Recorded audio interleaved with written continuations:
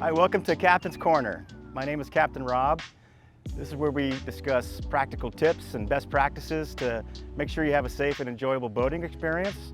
Here at Freedom Boat Club, we believe that boating should be safe and simple. First, we're going to discuss how to get the boat away from the dock and to return it safely. So there are a few steps to getting away from the dock.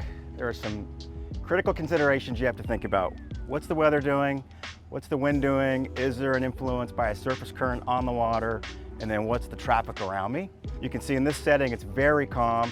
And in many cases, you can use your leg to push yourself away from the dock, but what I'm gonna do is just take in a line and show you how you can do this with the engines. So this is a pretty straightforward process on this one because it's so calm right now with very little wind, no current in here. And to get away from the dock, I just pull in my last mooring line, put it out of the way, and I'll get off the dock by starting by maneuvering towards the dock for a brief second, kicking the stern out,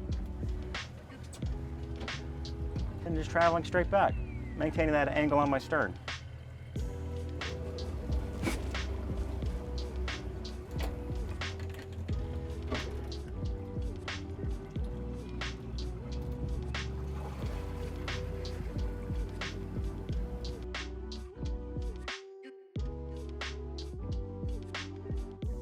Okay, a common question I get from new members is, how do I tie the boat up to the cleat?